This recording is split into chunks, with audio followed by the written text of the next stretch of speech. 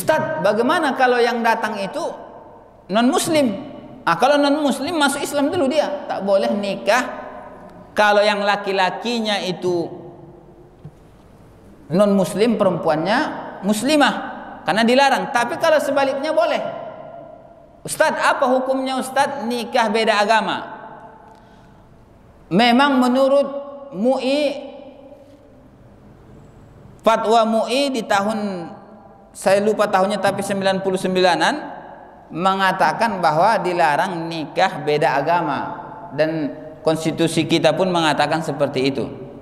Mungkin hikmahnya banyak, ada permasalahan banyak, tapi kalau secara hukum Islam syariatnya boleh menikahi yang non muslim dengan syarat bahwa dia itu dari kalangan orang Yahudi atau Nasrani, agama samawi namanya, agama langit yang ada kitabnya diturunkan oleh Allah, walaupun kitabnya itu sudah berubah-berubah. Contohnya anak kita muslim, nikah dia dengan contohnya non muslim dari orang Yahudi atau Nasrani. Nasrani kalau kita anggap sekarang Kristen lah, atau Yahudi. Bolehkah ini Ustaz tanpa masuk Islam anak perempuan itu? Boleh.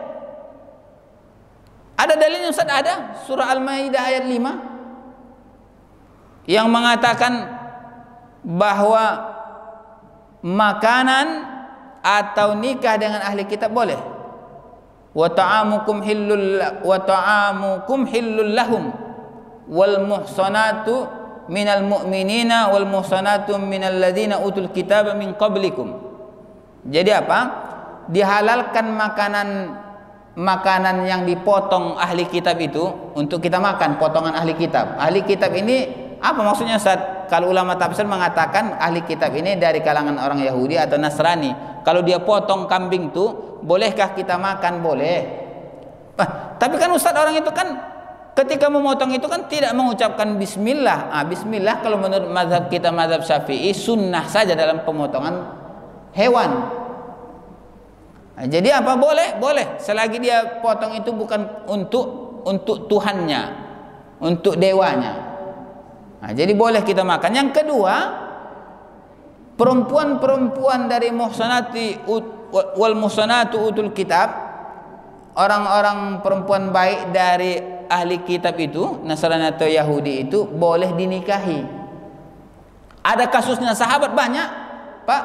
Utsman bin Affan nikah dengan seorang muslimah setelah meninggal istrinya. Jabir, Huzaifah nikah dengan apa? Dengan orang Yahudi, orang Nasrani, perempuannya. Jadi banyak para sahabat itu nikah dengan ahli kitab. Kan Ustadz, ahli kitab itu kan zaman dahulu yang belum berubah-berubah kitabnya. Sekarang kan sudah berubah kitabnya. Dari zaman sebelum Nabi pun, Nabi Muhammad sudah berubahnya kitab mereka, sudah mereka robahnya itu. Makanya datang Nabi Muhammad untuk menjelaskan itu. Jadi apa? Boleh nikah dengan catatan syaratnya pertama tadi dari kalangan orang Yahudi atau Nasrani.